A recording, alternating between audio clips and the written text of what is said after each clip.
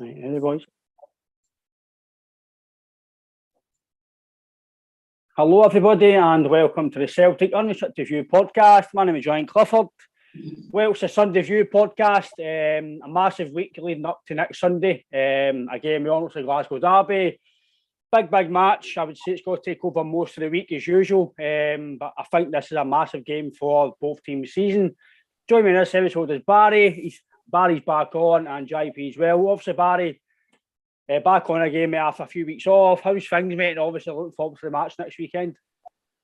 Yeah, always good, mate. Thanks, Ryan. Great to see you. Good to see you as always, JP. And I was excited, looking forward to coming up to this tonight. It's been too long. You know what it's like, family and work and this, that and the other. And the love of your life comes last. You know what I mean?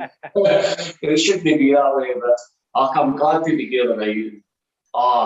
Buzzing, really excited about the game. And it's one of the games, especially where we're at the season, where you can just milk it the whole week, can't you?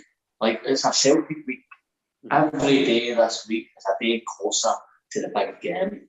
And the anticipation is building already. And we're a full week away. And just really excited, mate. Great to be back on. Thanks for having us. No, as I say, Barry, as you mentioned about the game, it's always tends to be the Sunday, Monday as well, JP, when the papers will start to talk about it. It'll be obviously Super Scoreboard and Mora. And international breaks probably maybe stopped a bit of the hype because of the game still happening, but I think maybe by Tuesday, Wednesday, I think the hype's going to start obviously leading up to the game. And I know for a fact there'll be a thing in the paper about either Kyogo's going to fucking Barcelona or Kent's going to Leeds. There'll be something came up in the paper to try and twist a few things, which they always do. A few years ago it was Morelos going to China, Edouard's going to Paris, Edouard's going here. You know it's going to be the same. It always happens in the papers, and the hype's going to start very soon, I think, about the game next week. Hi, mate. Good evening, lads. Good to be back on, Matthews. You try to sell Kyogo? No, me, mate, but you know for a fact two's going in during the week. Morelos going to China, wasn't he? It was slightly accurate. He went to buy some China. He didn't go to the country. Certainly no. But usual, mate. As I say, this is where it all begins. It begins for now, today, albeit Mother's Day, but all the Celtic fans are all starting to. That's where the heads are all starting to turn to next Sunday. You're right. The international thing as well. Obviously, Scotland are playing on Tuesday night again, so that's kind of helped to sort of load a wee bit in terms of the mega build-up. But I'd imagine pretty much for hump days, you call it Wednesday, I'd imagine for then right through to Sunday is going to be pandemonium with the tabloids and as you said, Super Scoreboard, and this is where all the pundits start to get dead excited and talk even more nonsense for the nonsense that they already talk, you know what I mean? So they come up with all sorts of wee concoctions in their head of what they think's going to happen, and I mean, some of it you're just like, I wouldn't even say it to a deaf guy, sorry, because it's just pointless. It's just you like, what are you like? Just don't make shite up if you're just going to. That's it. Do you know what I mean? But it'll be interesting, mate. As I say, but you're right in terms of the negative headlines. I think I saw the other day Juranovic was interviewed with Croatia. I know. And he was interviewed and he was asked about a move. And he looks at the guy as if to say, what are you talking about, mate? And as I say, and then the other day I think somebody put it on a group chat that was Ange not on a 4-man candidate list for the Man United job. Sorry to say, mate. Aye, sorry to say. Can you believe that? It was Eric Ten Hag, Pochettino. It might have been Diego Simeone. And then Ange. And I thought, who comes up with this nonsense? Like, I don't know if it's Keith Jackson and he's sitting in his room and he's going, right, we've not said that about him very well, so Mum will make up a cut of stories. Mum will just fill the place with more hot air not been done for a wee while. Do you know what I mean? I don't know. But you're right. It's going to be, there's going to be something wild that we're all just going to be like that. Just, it's not going to surprise us, that's for sure. Aye, mate, I think definitely. I think that's just the full consensus in the media, mate. People say maybe you're talking shite, but again, it's honest to view, and I think some of the things need to be said, and especially about coming up to these type of games are always going to be negative thoughts about what I would like to say about Celtic. Either this guy's gone here, or like you said about Ivanovic on international duty. Why are you asking about Celtic when he's playing with Croatia? That's not the time to ask questions. You know what I mean? It's mental. But again, obviously, Barry, the big talking point about the game is obviously the ticket situation. We've touched on it previously, but we all know why, because we beat them there and the celebrations, Griffiths with the scarf, and just the full thing about us winning there. Didn't like it, and I still don't know why they just can't get back to. Because for me, Barry, it's ruining the biggest game in the world. I know there's El Clasico, but for me, it's the biggest derby in the world. Everybody's eyes are on it.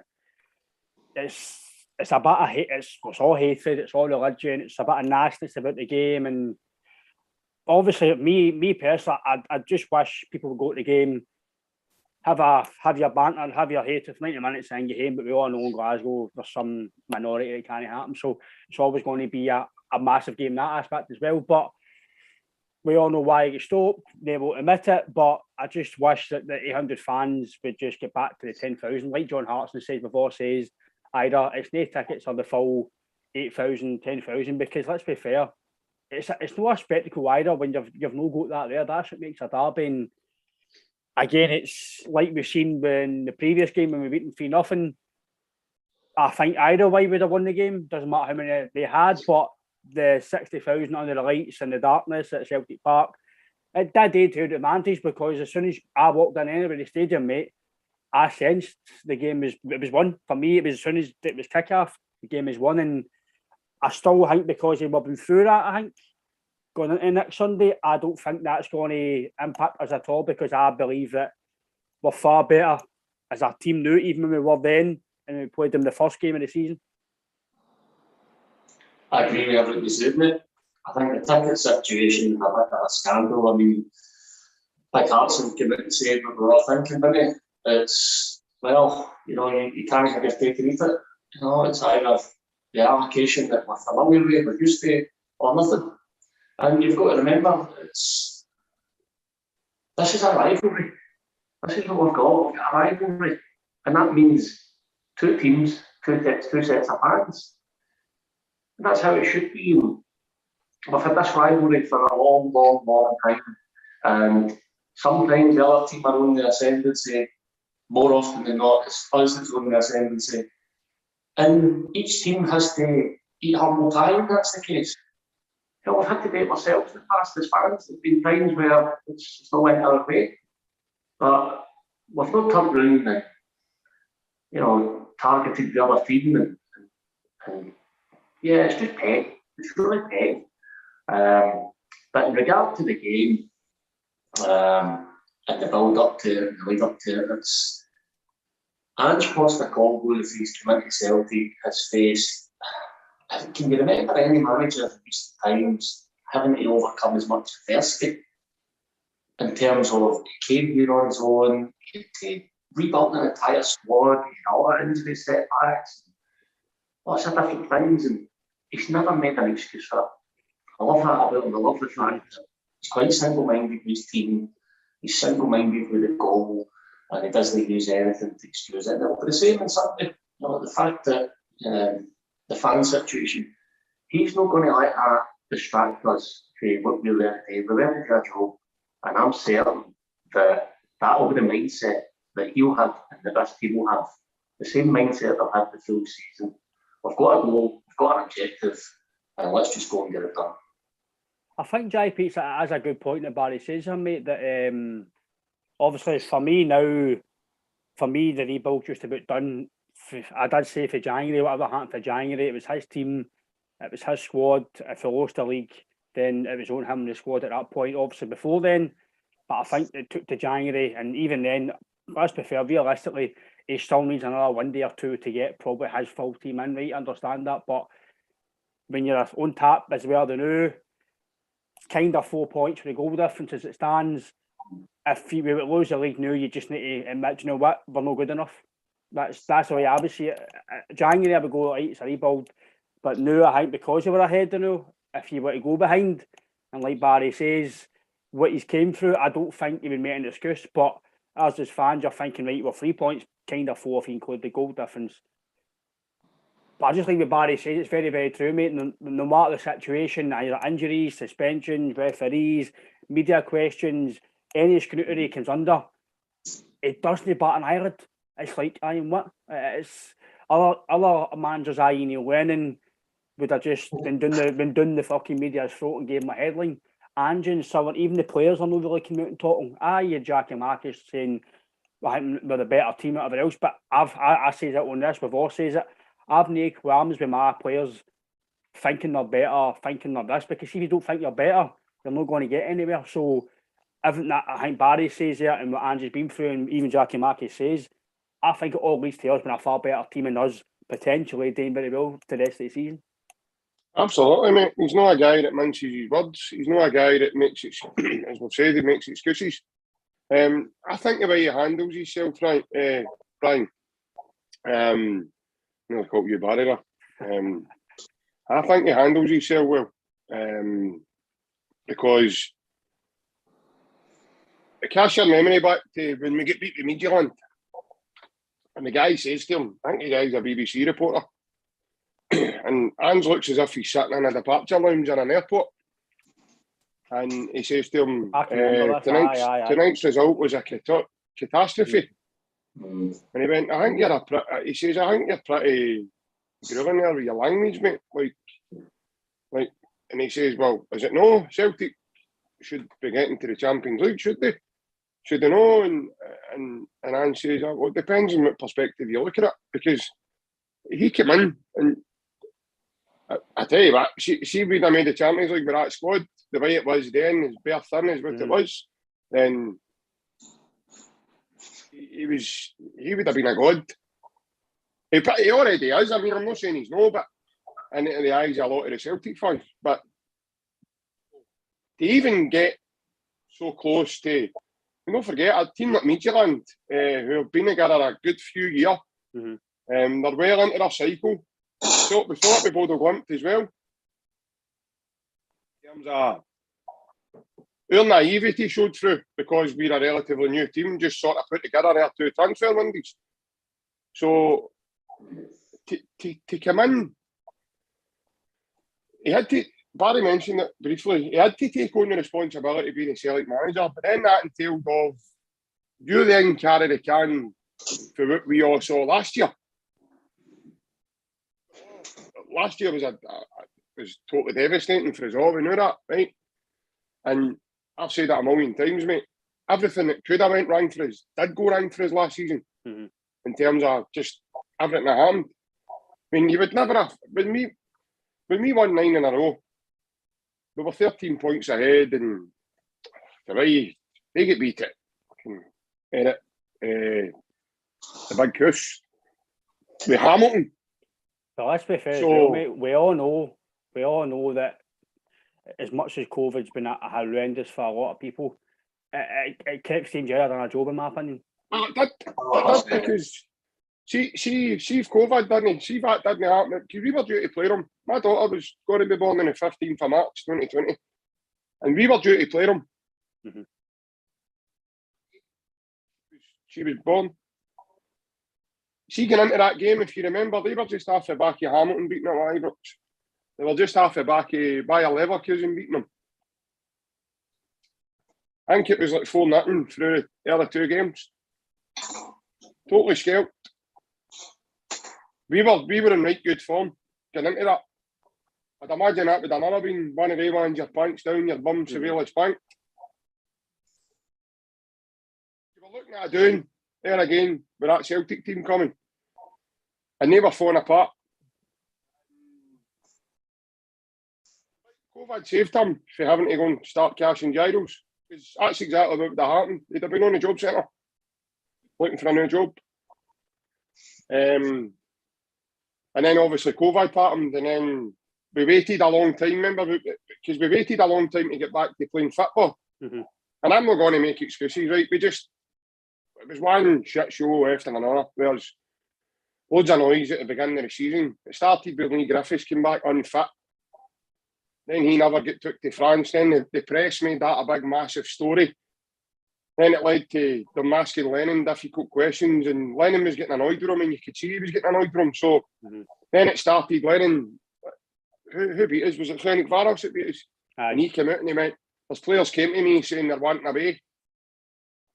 So there was just right for the beginning, man. There was just loads of noise coming out of Celtic.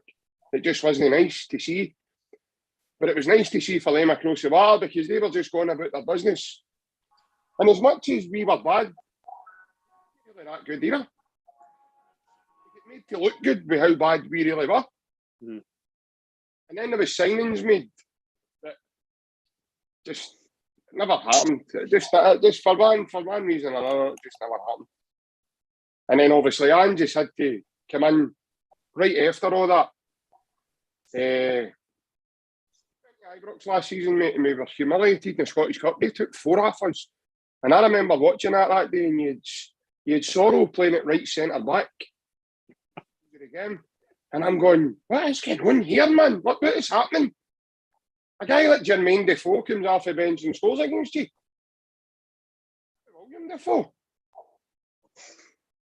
Guys like that, you just give them 3 runs at goal, and you're like, what are you doing? A guy I spent more time on the deck than did playing football. I think by guy I thought he was a break dancer that day because he done more slide tackles, and he must have done about 100 slide tackles that day and never won the ball once. What are you doing? Like, and then the one he took was that the game he turns his back? I know. I think so.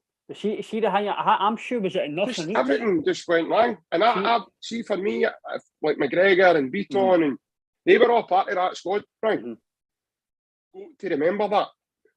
There's got to be fire in your belly. Right?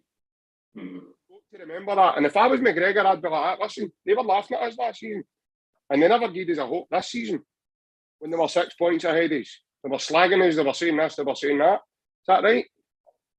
And that's exactly what's happening now. Only that, you've got a manager who's brought players to fit the system. Yep. And they've brought players in with quality. Recruited really well. His eye for a player's unbelievable. A bad player. Every one of them have all done well when they played. Some of them have had more opportunities than others. But he's signed have all made every one of them have all contributed in some way. Every single one of them. And so quickly, how they've bedded in camaraderie with them all, and the experience of guys like Joe Hart, Juranovic, internationals experience playing with Croatia, Big Starfelt coming for Ruban Kazan. Everybody was laughing at him at the beginning at Tynecastle. Nobody's laughing at him now, right? He's playing with Carter Vickers, mate, and they've got the best defensive record we've had in the last 15 years. So, as I said, it's all good. And then you've ever asked wee while, mate, with sorry emergency guys like Greg Taylor, working with a manager with knows how to coach, how to get the best out of people. Anthony Ralston, there's one of the biggest stories of this season as well. He's showed he's really, really talented. And we were all shocked. Every one of us were all like, where the hell did that come from? But the reason you're talking about the ticket allocations, I know, that's just amateur stuff, man. I've actually heard the reason why they done it is because they don't like us singing Beautiful Sunday in unison. Because it was 10,000 days before, they don't like us all singing that at the same time. So that's how they cut to allocate.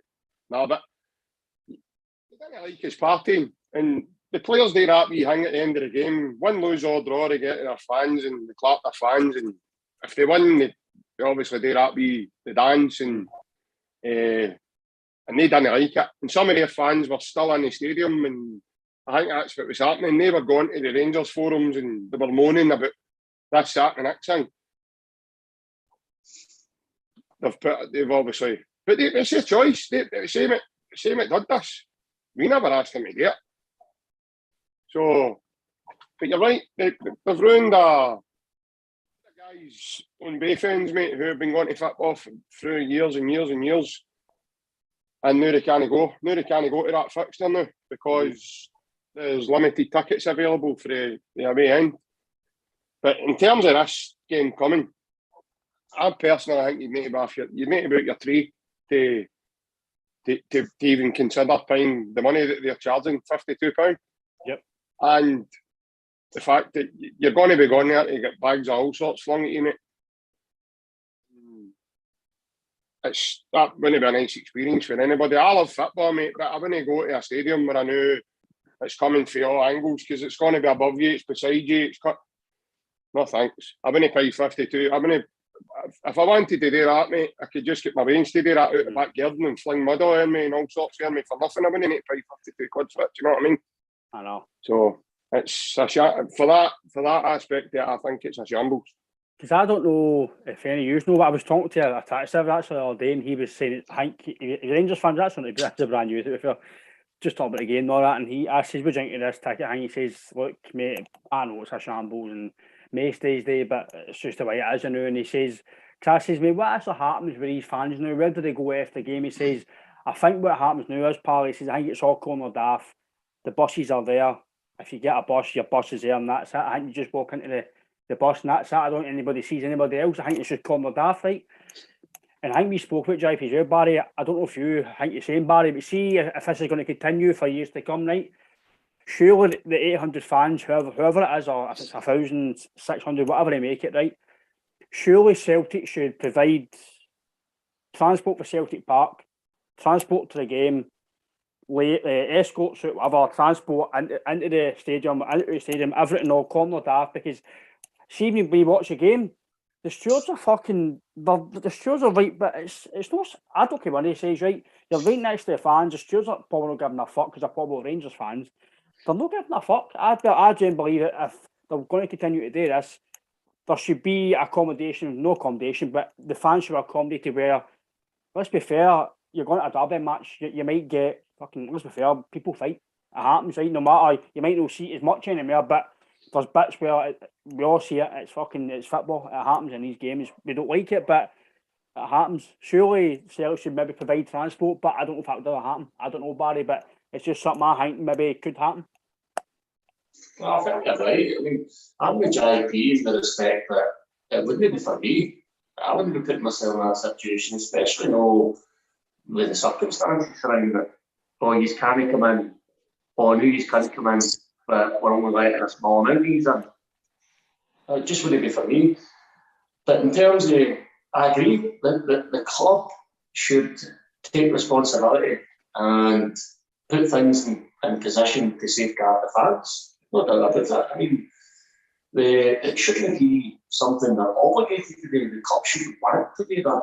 Mm-hmm. But they should want to protect their own. They should want to make sure that these men and women that are going to support the team in a hostile environment, more hostile than ever because of the limited amount, and the fact you're saying, there's the opposition fans are right, left, up above you. Yeah, I agree with you, Ryan. I think the club should be looking into that and doing everything within their powers to accommodate a safe experience for the fans to go there. But again, I'm with IP. Just the circumstances surrounding it stinks. And quite frankly, yeah, I'm way back to what John Hartson said.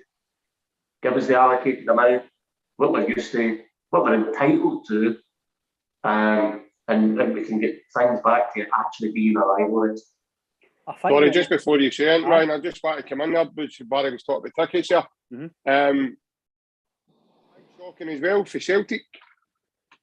The qualifying criteria to have a ticket for this game had to have been at the game on the 15th of March 2020.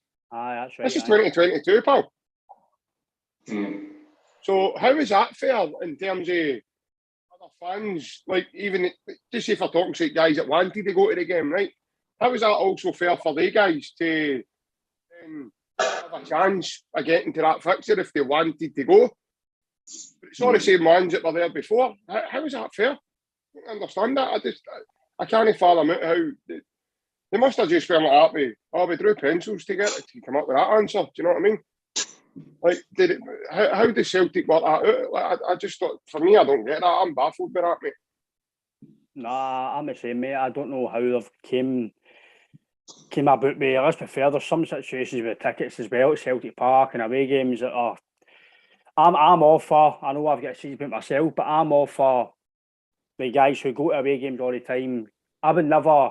Me personally, I would never take a ticket knowing that maybe one of my good pals or one of yourselves go all the time. Listen, you go all the time. You've not take mine. I've always been like that. I've never asked for tickets unless I got one myself or whatever else. But I do agree that they've got to look at some way where it's a bit more fairer for every fan. But again, I'm all for loyalty. Guys who pay their money every week, pay their money every season, get their tickets. I mean, people who don't go to games get tickets. I'm a bit kind of like, well, we're all fans and we all deserve to go to football games, but people who don't go and then some fans get tickets here and there. And I'm like, come on, I'd rather get a guy who goes all the fucking time, pays his money, strips. Some guys are no problem. You see, guys, some even get a fucking strip and they go to games. You know what I mean? So, but again, we're all Celtic fans and we all deserve to go to games. But I think there's got to be some capacity where they work out these away tickets, European tickets. I don't know how they do it because I'm no mastermind. I don't know myself, but there must be a way they can obviously sort out. But I think one thing I wanted to talk about, JP, was obviously, I think you mentioned him there. JJ, the right back, Granovic, for me, he's been. I watched Open Goal the other day with Slane, and he was saying, he said, Juranovic, wow. And we spoke about him, I think it was me, my dad, and you, JP, I think it was Robert, early on the start of this year. And I was a big fan of him when I've seen him play before he came to Celtic with Lega. I couldn't believe the price we're going for, his pedigree, international right back for Croatia. Plays just about every time they play for Croatia, he plays. He's always a 7, 8 out of 10, flying fullback. And then his debut at Ibrox left back, I was like, what a player. And that's in the position. For me, JP, every game he's getting better. He's probably a right back that we've got a right back now for Lustig. We've got a sort of, and I know you've got Ralston there right to come in and play as well, but for me, Juranovic is his first choice every week he's fit. I know Ange likes to rotate and whatever else, but I think hopefully we'll win the league, right? So if you win the league, I think Juranovic is right back in the Champions League. I don't think you have no worries because the guy for me top class, JP. He's top quality, mate. Absolutely. Me and Barry were at St Mirren game a few weeks ago. You could just see the sheer quality of him, on and off the ball. He's reading it again. He's actually top class. I don't think he's got a weak point to his game at all. I think he's quite pacey as well when he's running backwards towards goal. His reading of the game's unbelievable. I thought that night of the Rangers game he was absolutely outstanding. I don't even know if he's let Ryan Kent out his cupboard yet. I couldn't tell you. I don't even know because I'd need to double check. Because I'm on this, I'd need to go and double check later, lads, to tell you that answer. But he's reported missing. It's a shame as well because I thought he was no bad. But no, he is. He's different gravy. He's everything we need. Do you know what I mean? In terms of what we were looking for in the right back. But the emergence of Ralston, I think it's been a massive surprise for everybody this season as well. In terms of, see when Juranovic comes out the team, this is just me. I don't think you notice a difference because Ralston just gives you the exact same work ethic. I thought the last game against Ross County, I thought Ange was very clever in terms of showing everybody a glimpse of their muscle. Mm-hmm. So he took Juranovic and Jota off, and he brought on Abada and Ralston, and the team just get faster because they two were fresh. Do you know what I mean? The team didn't look jaded. It didn't look. Sometimes when you make subs, you know yourself as you play the game. Mm-hmm. You make subs and sometimes it doesn't impact the game the way you want. You end up coming off it a wee bit, the tempo drops, you're no... But that didn't seem to happen that day. his crosses are absolutely unbelievable as well.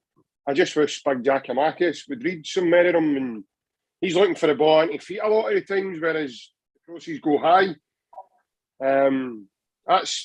I'm not criticising Giacomakis because obviously he's been outstanding for us, but that's one thing he's going to need to. I think he'll score a lot more goals if he starts reading some of the crosses a lot quicker. But he ran a bit to top quality, and I agree with you, lads. Ryan, in terms of the Champions League, if we get there next season, then he would be probably first pick. I actually think, see, to be honest, right, and this is just me again, Ange could play a system. Players, like, maybe they're not used to playing there, but I don't think anything would go wrong. I really do think I wouldn't be moaning about the lineup going, what's he playing him for? What's he doing that for? I'm kind of at that point now where you just trust him. It's obviously something he's worked on. Training with him. And that's the thing as well. I think these guys are still young, that they're developing, they're going to get better. So, year or two's time for now, it's going to be totally different from what it is now. We think they're good now, right? And they're only at the start of the cycle now. Imagine this team, a year or two's time, when they've got used to it, it's going to be second nature to them. It's just going to, everything's just going to flow. Aye. Because obviously, I don't know if you were the same kind of opinion, Barry, but for me, when they first started doing inverted fullbacks, I know the team's a bit in and out. Didn't know if the right back and left back wasn't solid, didn't really know who was going to play there. I wasn't a fan of inverted fullbacks. I thought Ralston was getting caught out too much, especially at home when I was at the game myself, and I thought he was getting Abada especially was having too much work to come back, and I thought it just looked a bit disjointed. But see now, sometimes you don't even see inverted fullbacks because they're just doing everything's all effortless now. Taylor can be up the park, Vickers is pushing there. They're all accommodating for each other now, and I'm agreeing with JP as well, mate. I think you can play Ivanovic right back, centre mid. I think everybody would do their job. I think Ange trusts them. I think they can all accommodate each other, and like you said as well with the subs, even if James McCarthy comes on or Beaton comes on, I still think McCarthy's a quality player. He just needs game time, which under the way we're playing now, I don't know if he's going to get that long term, but I've no qualms about any player that plays now, even if it's Barkas and goals, because I believe that if Ange plays him, he trusts him. So I've generally nothing to no trust the manager about anymore, all the players. You've taken that too far with Barkas and goals, mate. Sorry. Yeah, listen, he's still plenty. my break. He's having a wee break and he'll leave my lane.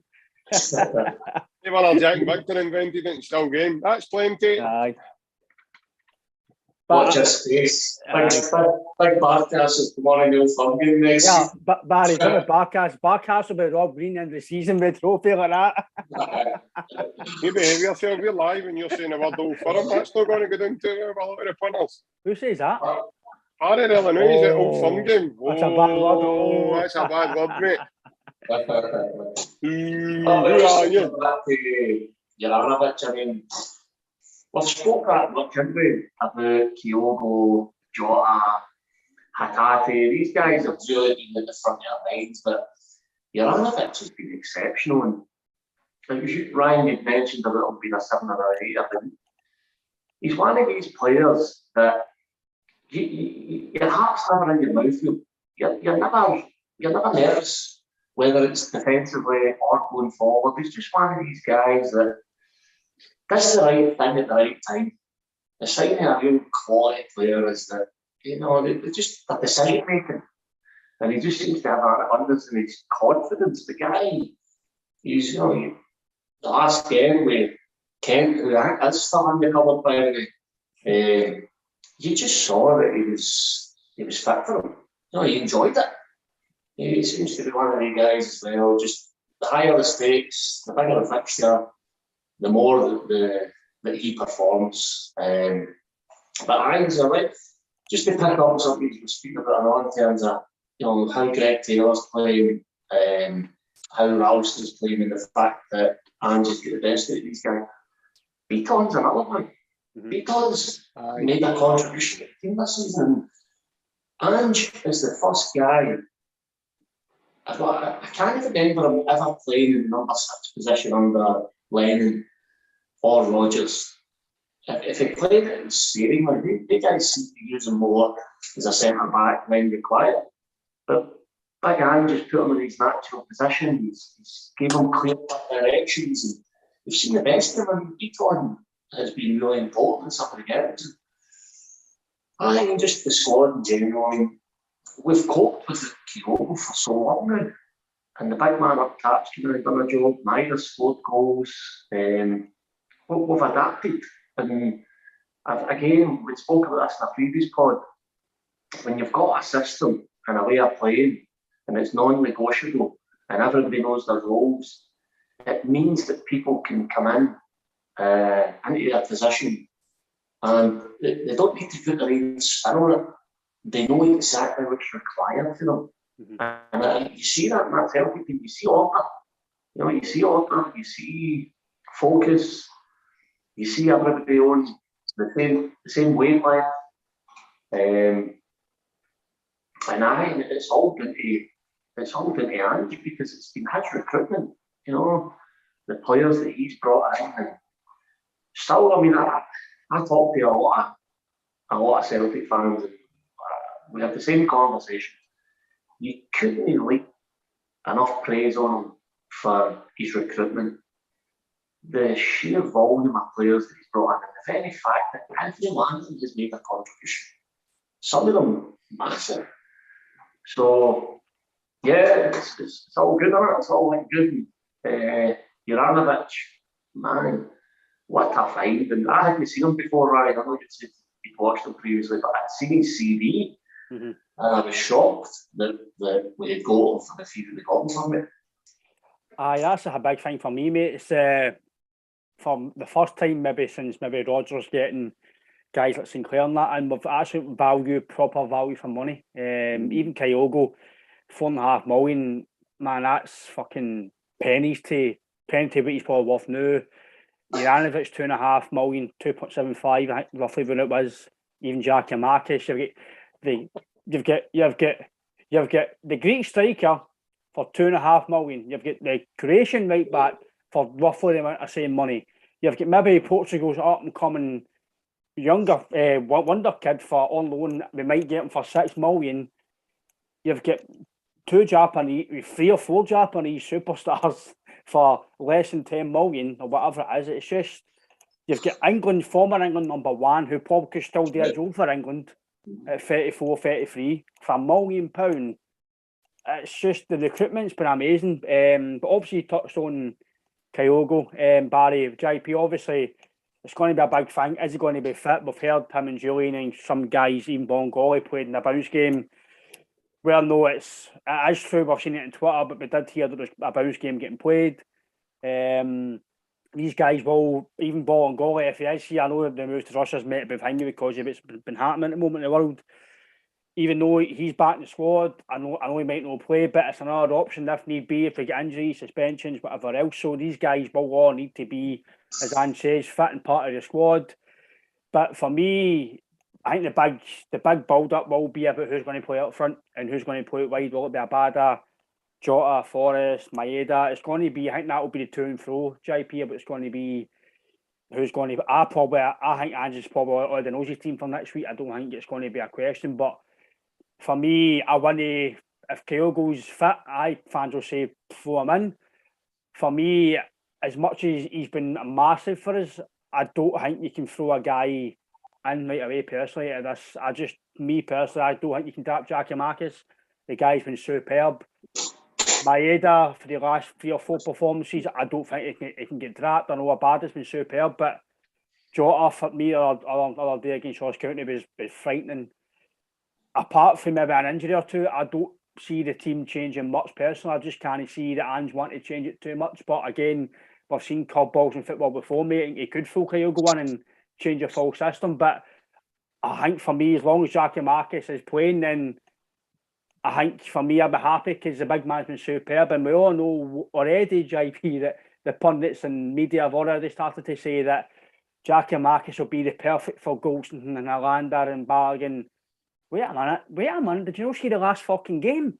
Yeah. When he was absolutely unbelievable. Goldson, I think it was bargaining at the back, couldn't cope with the guy. It was all the other places. What it was superb. He caused them hassle. He scored 3 or 4 goals. But McGregor, who we've gave a bit of jip because he's made a few mistakes, he was world class against us and he's took us the 3 goals. So I don't get this about Jackie Marcus will be perfect for the two, because that doesn't matter who we play up front, we're going to cause him issues. Because let's be fair, in my opinion, compared to our defence, they've never needed us. I think last year made them superstars.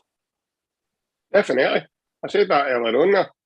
We made them look like Barcelona last year when Barcelona were good. No, I can't see Kyogo coming straight into the team, mate. I think he'll go on the bench and deservedly so as well, because you can't really just shun out the other two who've done really well. Maeda and Big Giacomakis. Don't think there'll be many curveballs, mate. I think Giacomakis will be the focal point through the middle. It'll be then who plays beside him. I think Jota will definitely be one of them. And then it's a toss-up between Abada and Forrest. If Forrest might be fit, I would imagine, would come in. Because, I mean, into the squad, I don't mean into the starting lineup. For everybody that's listening, I've probably just sent YouTube into a meltdown now. What do you mean Forrest is going to play that? Terrible, blah, blah. She's another one of people's scapegoats and all. But no, I don't think there'll be many surprises, mate, in terms of, but it'll be a big talking point. As I say, the media always love a story. And obviously, but I was howling the other day when I saw that one with Giacomakis is a perfect fit for. And I said, I really don't think the Chuckle brothers have recovered for the last time Giacomakis played against them. Let's just say that. They mean to go, you get him or you get him. Because Big Connor and Big Shirley were out of camp. And flying about, like big man putting his body in, and he just totally ragdolled the two of them. And he probably should have had a hat trick himself if it wasn't for McGregor, to be honest, with the chances he missed himself that night. And as you said yourself, a guy that was meant to be moral class, but still conceded 3 goals before half time. So, like I says, mate, I've said it all along, you get an early goal, logically, it'll have an effect on them. And it'll cast their minds back to that Wednesday night at Celtic Park very quickly. Because then it's squeaky bum time. Then it's, let's test our resolve in. Now, our players have come out and gave their, what their thoughts are, their confidence, their beliefs. Their players have come out and told people that they're not mentally strong enough, and they're, what was the other one? What was the one Goldson says? A weak mentality. They've lost the hunger. They've lost the hunger. Well, we're absolutely starving. So see if they've lost the hunger, they're just going to get swallowed. Honestly, lads, I know they play with Sevco, Rangers and whatever, but see, I think I said it in previous pods, JP and all, Barry, see if you've got a guy that comes out and says that, and your captain comes out and says we can't cope with under crowds and pressure.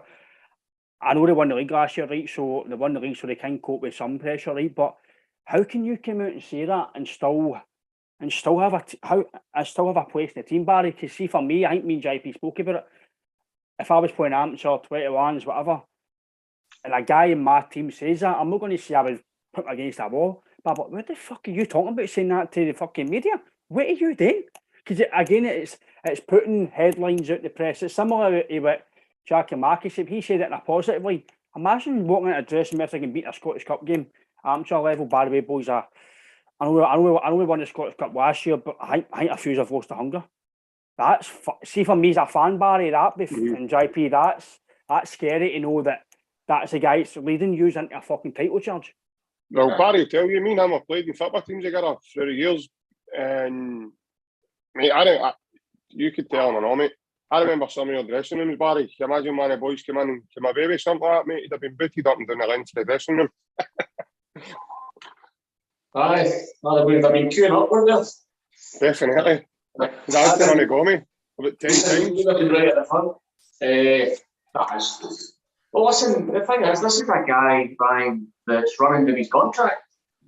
So, I mean, it's not as if it's, somebody that's digging in and playing for the jersey and showing that he's wanting to be there. This guy's taking them for a ride. And then he's coming out and making statements like that. And I just don't think this is a club that has went through its challenges, let's put it that way. And there isn't a winning mentality at that club. They don't have a culture of winning because in the past, 5-6 years, they've had to work their way up to the bottom. So there isn't an environment there of winning the way there is at Celtic. But no, there's no way if your teammate was coming out and making statements like that, you wouldn't want to be playing in the same team as something like that, that's for sure. You'd be looking at him and you'd be going, is he talking about me? That's what I'd be thinking. Exactly. You'd be getting clarified, wouldn't you? You could go up to him and you'd say, here, was those comments directed at me?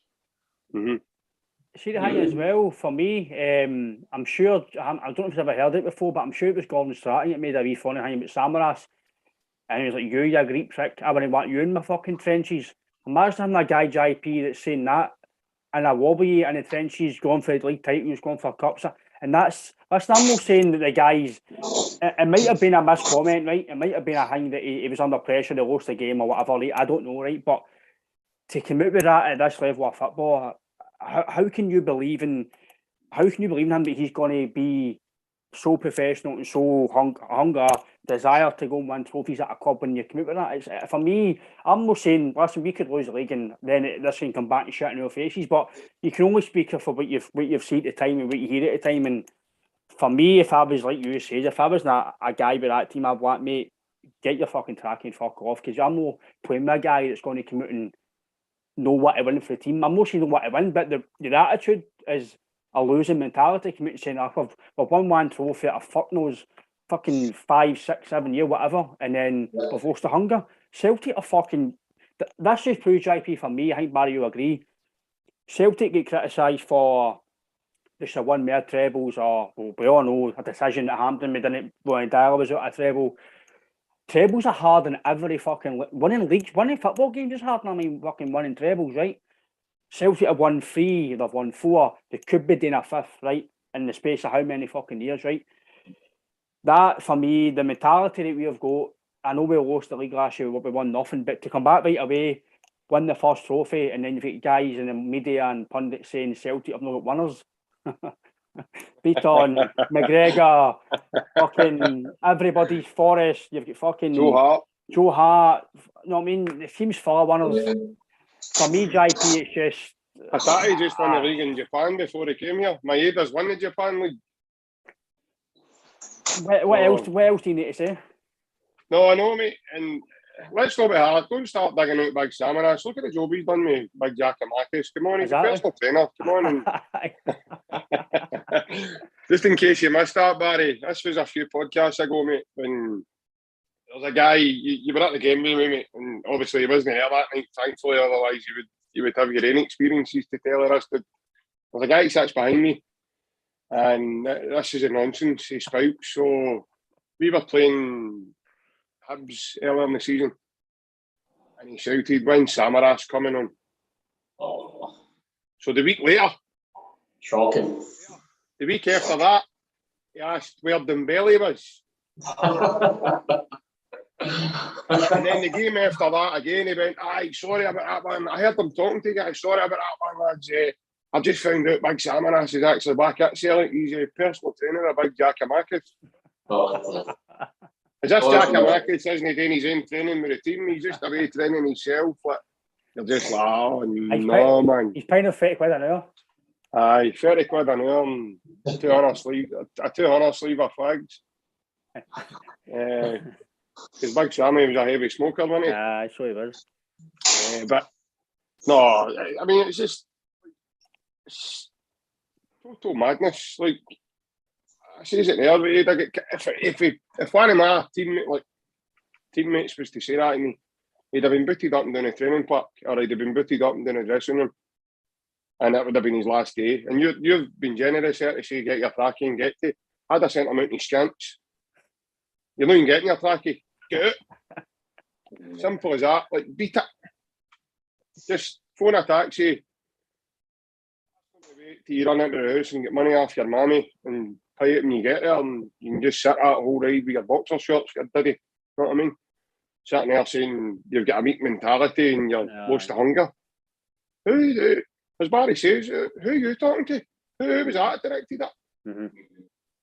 But see the thing for me, JP, not the fact that you're one of the centre halves and caused 2 goals. But see the thing for me is, the thing for me is as well, that get thrown under the carpet, like he didn't say it.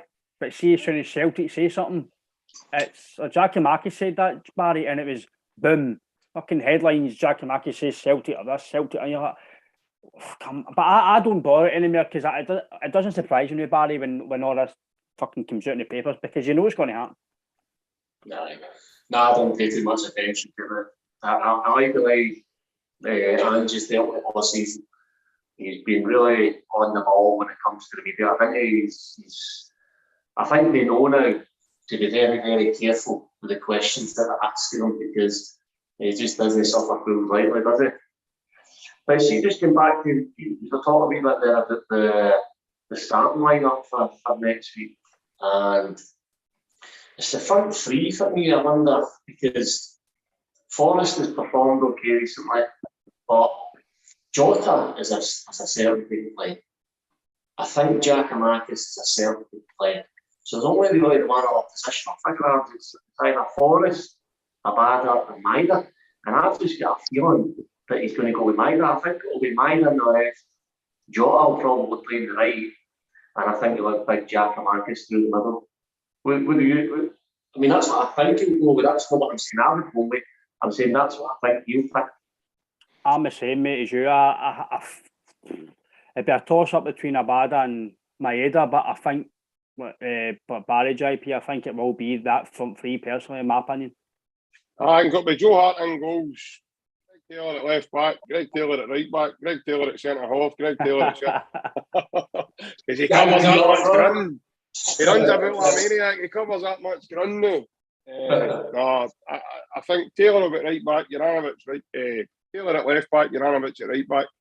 Starfelt and Big Cameron at centre half, Big Vickers.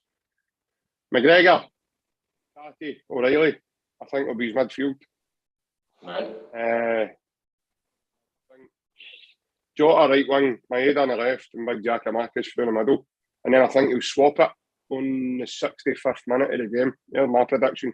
Mm-hmm. And I think he'll bring Kyogo on, and what he'll do is go with a diamond and put Maeda one in, so he's in the half position, so they two can press. And I think he'll kill the game. I think he'll kill them with that. He'll just kill them with pace in the second half. See, on that, I've got a feeling that, because that's exactly what I would do.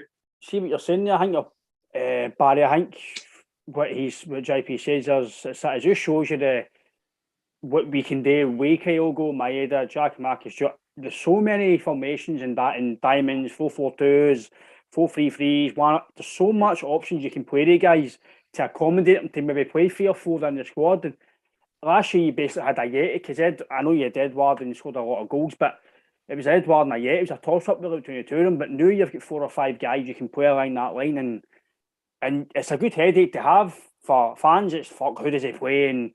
But it's a good headache for once in a season, a bit, that you can actually decide, Barry, whoever plays up front, on you go, just go and win the game. Right. And I think the players appreciate that to be in this team you have to work really hard. And today that you've got to have a pool of players that can rotate. So I think it's this doesn't work at every club because players want to play football every week, but I feel like with the style of play that Celtic have got, I think the players themselves respect that they're not going to play 3, 4, 5 games in a row. That especially middle to front, there's going to be rotation. And I don't see him deviate too much for the system. I think he done it once. I think it was it up at Perth? Aye, St Johnson, he went a free Aye. to me. It's the only time I've said I think his hand was really close at that game, and I actually loved the truth, but I don't see him changing his system too much. But I think in terms of personnel, he can be really selective who he plays in terms of the opposition. But like JP's made a shout there, O'Reilly for the start. I'm not sure he'll do that. I'm not sure he'll go with O'Reilly. I think. I don't think Rogic will be fit, Barry, and I don't think Turnbull's ready to get right in to that now. So I think he's going to be forced to. Yeah, he's possible he might put Beaton at number 6 and McGregor. He might even play Beaton and play McGregor as a focal point of the higher. I think if Rogic isn't fit, I could see him going with that. Depends what they do, because if they, I'd imagine if they were to play Jack along with Lundstrom, who are both quite defensive, then he might put an extra controller in, i.e. Beaton, for physical presence. It's his height as well for set plays. So I think he could do that. He could potentially do that and then put McGregor further on. Yeah. McGregor's then go to legs to drag either Lundstrom, because they're then going to be forced back. So in their sort of mid-60s, they'll be forced back.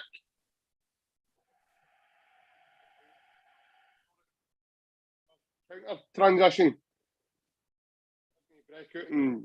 And when they're forced back, then that allows us to play the manipulation side of it, the way we manipulate the ball. That then allows us to move the ball from side to side. McGregor turning on a focal point of the attacking midfielder, the 10 or 7 position. You've then got McGregor. McGregor can either play the ball right, to the left or through the middle. And he makes that run in behind as well and drags people with him to then allow space for the centre forward, who's times out of 10. When McGregor runs forward, like similar to Petrov, he drags people with him that much that it opens up. Like many goals did we see Henrik score because Petrov dragged 2 or 3 of them away with him just for that one. Now you've already got movement with Maeda. What I noticed in the Ross County game was Maeda was playing on the left, but what he started today was he came in so that he was close for no calves with Giakoumakis. So he started playing on Giakoumakis' shoulder. So that might be an option as well. I don't know, Barry. I thought it really worked really well with referee at Parkhead. And that's what helped take the game away for him, because technically in the midfield, mate, we were levels above him. We had that in McGregor and O'Reilly. And I just thought, because it worked really well, I think it would work really well. And I just don't think Rogic is going to be ready. And I just don't see Turnbull getting flung in now, although he's fit. That was why I chose that 3. So I'm sure as well on. I don't know if I'm sure it was open goal, lads. I think it was James McPacket says it. He says that obviously Slaney was manager to him. Basically says that when McGregor plays further forward, Celtic are a far better team. He says that he's very, very good going forward. He takes a play. He says, and you kind of wish that he played. No, sorry, it was Nicky Devlin on PG podcast, and he says that when he played further forward against us, that 3-1 game, he says he was superb. He says he's brilliant. He says he's so effortless. He's fucking technically very good. He makes Celtic tick going forward. He says, but when he plays further back, that he's done in previous games, Celtic don't play in the front foot as much. And I think sometimes as fans, McGregor, these days, see that playing further forward he's better, Barry, but I think sometimes you don't actually see the full fruits of it as a fan. But when a guy who's playing against him is basically telling you that Celtic are a far better team with him playing further forward, maybe what you're saying as well, that and JP saying that he might play Beaton to do that job so McGregor can go forward and gears a bit more impetus going forward. I think if Rogic was fit, I think he probably would start McGregor, Hatate, Rogic. I mean, the only game where I felt was sort of get that system and having those personnel didn't really work was against Bodo. I just felt we got a wee bit exposed in that game with spaces. That would be my only concern. But I know and he's going to focus on us and what we do. But I think he just might have one eye on the fact that, I mean, the game that we lost there to them, the last game there, it was a set play. Mm-hmm.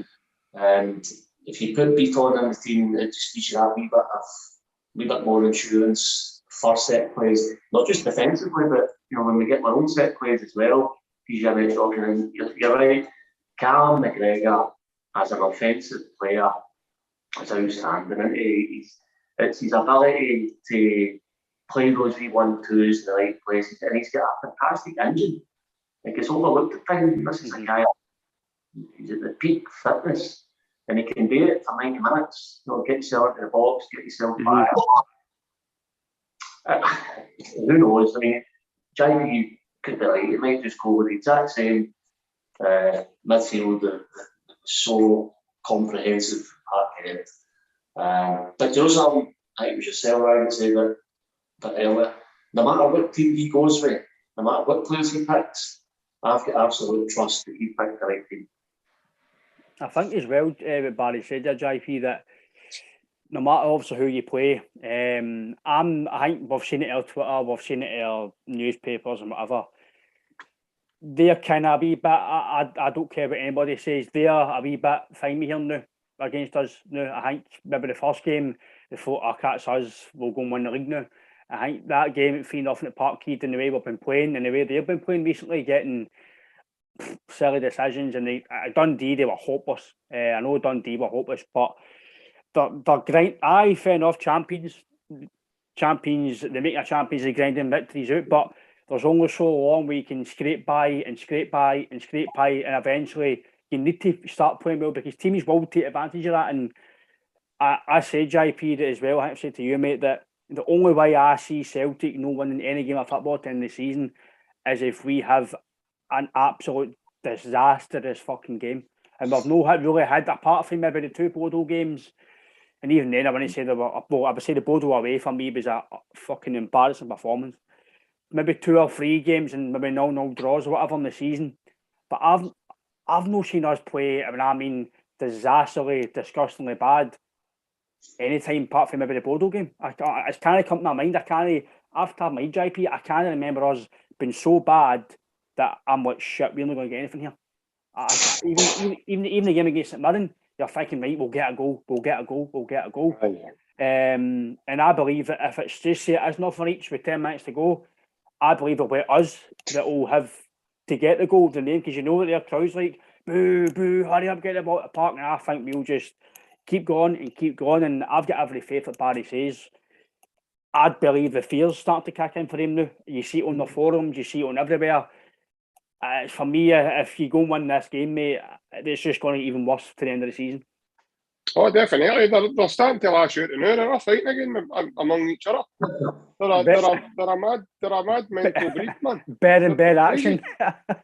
No, I say, honest to God, like they're absolutely mental. They're all arguing with one another again, and it's because of what we're doing. It's because we've just went about our business, and they've made all the predictions about what was going to happen, and this and that, and we're going to do this, we're going to do that, and use only this, use only that. And Angel booked before Christmas, he's another Pedro Caixinha. We've heard it all, mate. And he's big man's up his sleeve, ha ha ha. Do you know what I mean? And this isn't finished. I mean, it's no. This isn't. This is just. This is just our beginning under Ange. We're nowhere near where Ange wants us to be.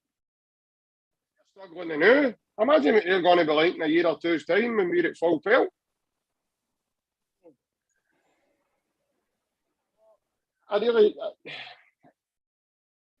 They're obviously going to be up for us, right? It's their home tie. If they're not up for us, then they don't deserve anything. They really don't. They don't deserve, right? But for me, if I'm one of the home players come Sunday, I want to make sure everybody's up for it. If they're not in, they're in the wrong occupation. Do you know what I mean? So they probably will. Have a go at us. They're going to have to. They're 3 points behind us in the league, so first and foremost, they're going to have a go. that might eat into your horns in terms of the way we play, and how quickly we can manipulate teams. And I just kind of see, like, we're going to be really, really stinkingly rotten for a negative result to come your way. I just don't see. A draw's not even any good to them. I've always said that any type of Celtic Rangers game, any situation, I'd always take a draw, mate. Always take a draw. I don't want a draw, but at least come out with no getting beat, especially the now. Because then you've got another game away then. So it's 7 games now. Then if just say the game finishes a 0-0 draw or a 1 each draw, then there's still 3 points and it's 6 games left. When we had to split, mate, 4 of their games out of the 5 is going to be away from home. Whereas 4 of our games are at Parkhead. So, fancy their chances, considering they've still to come to Parkhead as well. I just don't see how we are going to need to be really bad, and it's going to, as you said earlier, Ryan, it's going to take something miraculous to happen that we've chucked this away. And with the Celtic team now, mate, the way they're playing under Ange, and I just can't see it. And I think you're right, mate. I think they're starting to panic a wee bit now because it's coming down to this side of the season. One more slip up for them, mate, it's going to kill it. And that includes, by the way, them no losing to us. I'm putting that into the equation. If we beat them on Sunday, it's party over, as far as I'm concerned. And that's not the way we'll think about it, though. But I'm telling you here right now, and I'll tell the listeners as well, it's party over. If we beat them on Sunday, the league's finished. They're not coming back for 6 points. It's not happening, because we're not going to lose on the bounce, I don't think, to the rest of the teams we've got to play. I just can't see it, mate. I can see us getting better and stronger and quicker and faster and fitter than now. It's quite scary. I think it's coming to the end of the season. Barry mentioned it earlier, we were decimated with injuries at the beginning of the season. Now our squad's fully fit. It's probably the first time Ange has had a squad like this for he's come in the door. Maybe having 4 or 5 players out to now having them all back and available and ready to go. It's going to be and then you start upsetting people when your squad's that strong, right? Because then you can only pick so many men in a squad. You're going to have to leave people out. It's going to be upsetting. Because these guys are bursting blood vessels in training for you. You know what I mean? They're getting their all. And Ange keeps reporting back to the media and telling us that these guys are blood, sweat and tears every day for them. So that must be quite hard as well when you know you're busting your backside. It's not getting into the team. But we're down to the business end of the season, and the reason these guys aren't getting in the team is because the team are at the business side of the season and they're chasing. And I don't think there'll be much more rotation now. Really, unless there's injuries. And I can't see much more rotation now. I think maybe Kyogo. I think he'll maybe try and fit straight back in when he's ready to go somewhere along the lines. Whether that be you play him for so long, you bring him off, bring Giacomakis on, or you start the 2 of them together.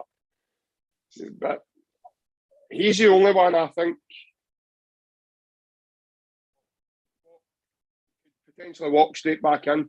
Like I say, mate, he's like Larson. That's the impact the wee man has in that team, Brian. He might not be in the game for 80 minutes, and before you know it, our mob are doing 2-0. He scored 2 out of nothing. That's the impact he can have with that team. It's the impact Giacomakis can have as well. It's the impact Maeda can, because they get themselves into good positions to do it. So that's how I say to you. They sort of remind me of Larson, Sutton and Hartson. The similarities in their game. Kyogo's like Henrik. He's special. You can see he's special. We're not going to keep him. He's going to move on to something bigger. Maeda is similar to Big Hartson. He's just in the right place at the right time. And Big Giacomakis just reminds me of Big Sutton. He just draws fouls like out of nothing. You get your foul. Your team's maybe up against it, or mob's on the ascendancy, and the big man's pulled a foul up the park. The whole team's up the pitch, do you know what I mean? And for me, that's massive as well. So they've got brilliant attributes and they all bring something different. But you can't leave out Maeda's pace. His pace is unbelievable. See his running power and the speed that he can do things at. I've never seen a guy being able to sprint to somewhere and then repeat that to go around for there to there. No have to take a breath. Level, mate. That's a gift, mate. You can't coach that, right? You can't train somebody to do that, mate. That's something he's just got naturally. His training, his conditioning has just enhanced that as he's went on in his career. But he's rapid, fast, and for me, you can't leave that out of the team. You just can't, because that'll kill teams, right? Especially at this side of the season. That's going to kill teams, having that speed.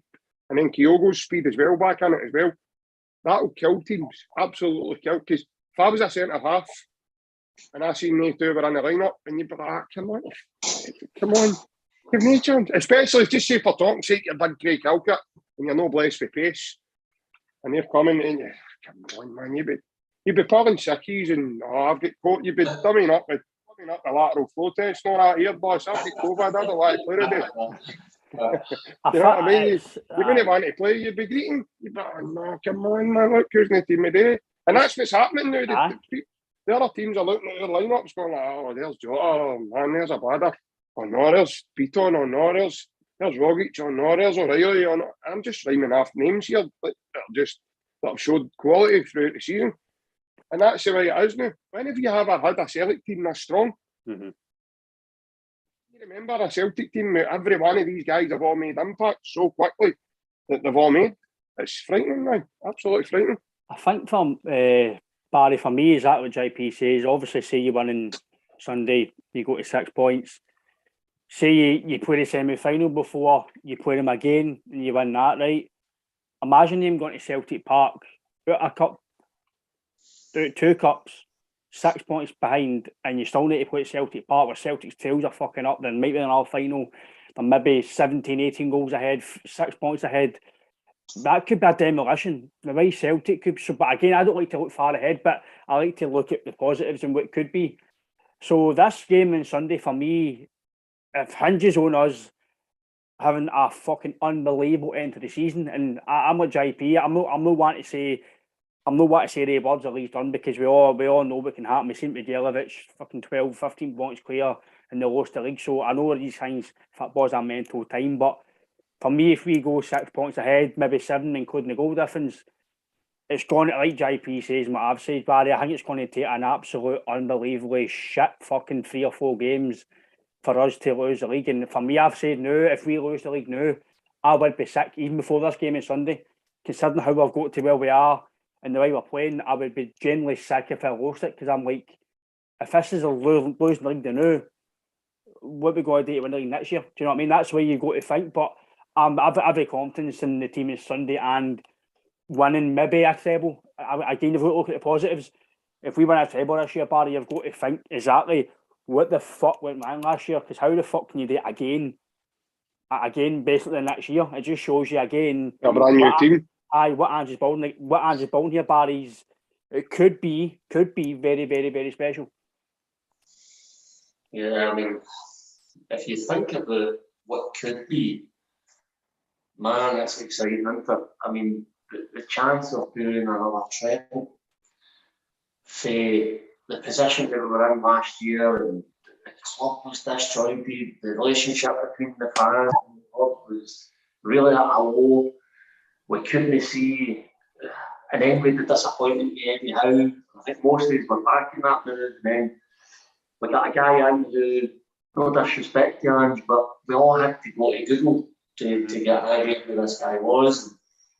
And then the turnover of players that we could lost, big players, who a few of them I think we still had hopes that would maybe stay on. You look at Christie and even Edward, you know, it was a wee small portion of it that kind of wanted to maybe would stay.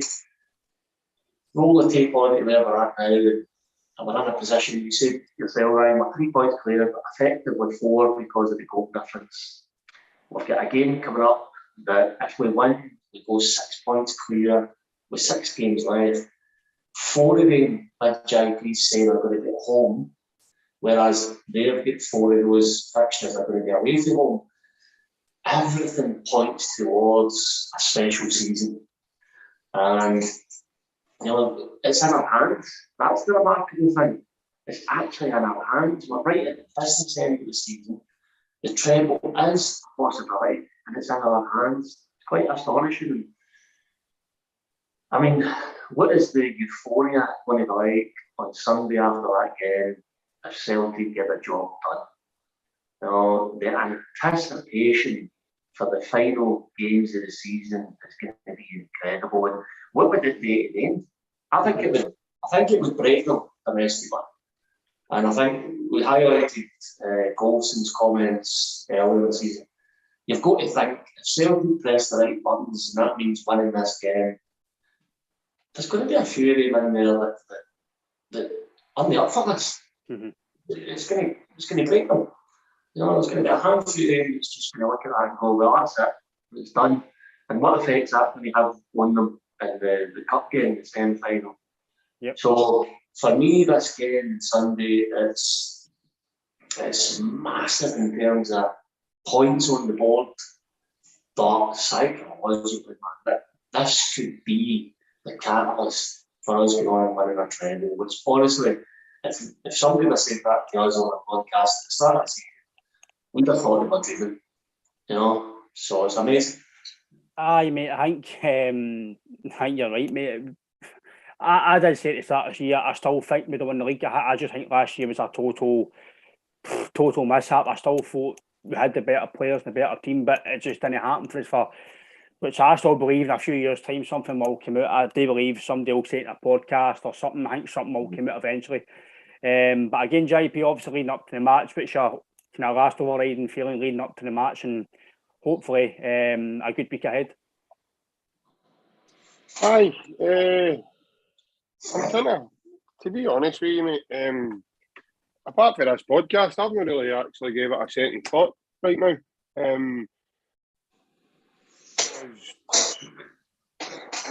I'm looking forward to seeing Scotland again on Tuesday night, do you know what I mean? And obviously I'm a big Scotland fan as well as I'm a Celtic fan. And the way we're playing now under Steve Clarke, and things are moving that way. We talk about McGregor, his abilities. I actually think him, Gilmore, are like our version of Xavi and Iniesta. No, I know you're laughing, and I don't mean they're that good. That's not what I mean. I just say they're similar to that aspect of when they played for Spain, mate. Spain got a lot of joy, and we're getting a lot of joy now because they're really good. That's a lot of your plays coming for A2. And I think, see, even if you took them out of the team and you put Jack in there, or you put Turnbull in there, and you put things when they run the same way, I don't think they would be the same. Lewis Ferguson, there's a lot of other good players. I just think, see, with A2, they two are why Scotland are being so. See, if you watch Scotland, that's again the manipulation. It comes for A2. That's how Shea Adams looks so good. He's good on a half turn, and they two play balls into feet all the time. That's how, like say, the boy Patterson got a bit of joy the other night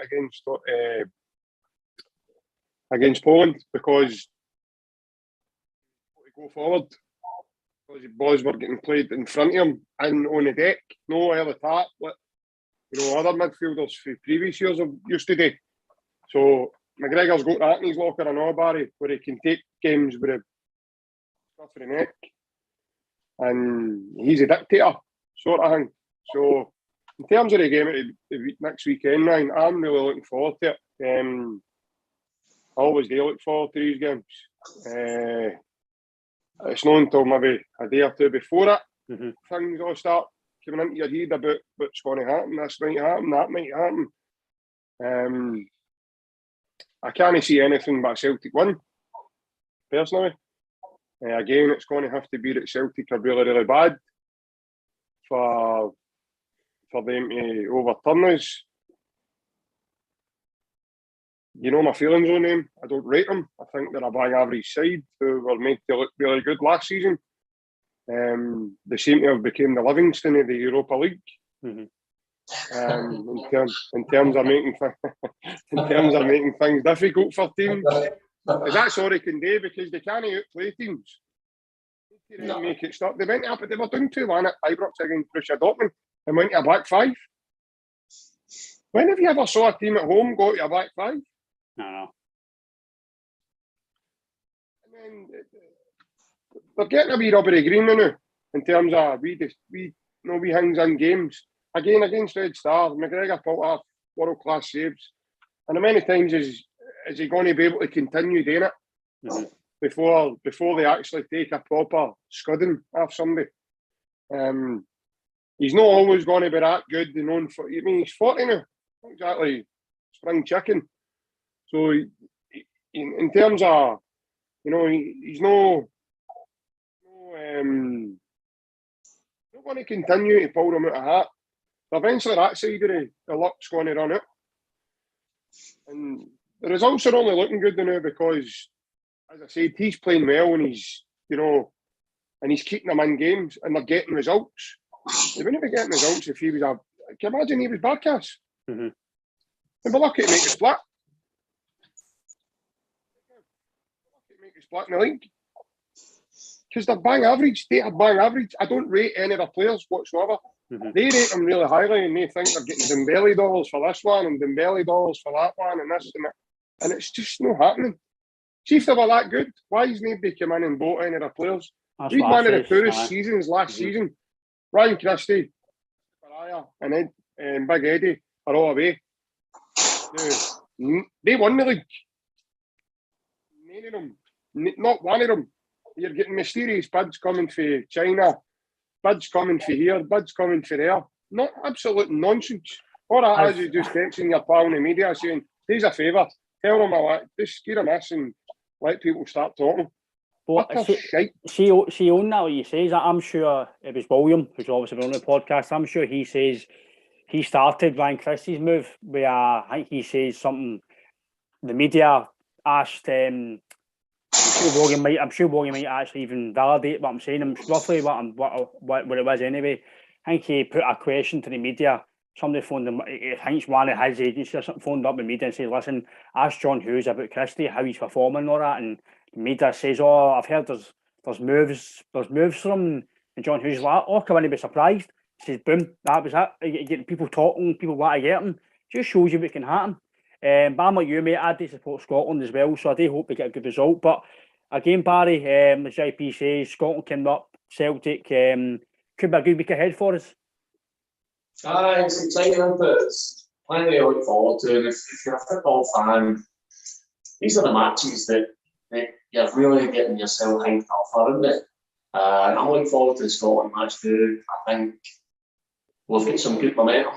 I think we've got a lot better squad than we've had in years gone past. There's competition for places, which hasn't been the case in recent years. And again, it's Celtic under Ange. Just seem like a Celtic squad, don't they? They're on board with a plan. They've got a plan. They know what direction they're going in. And they believe in the manager and his ideals.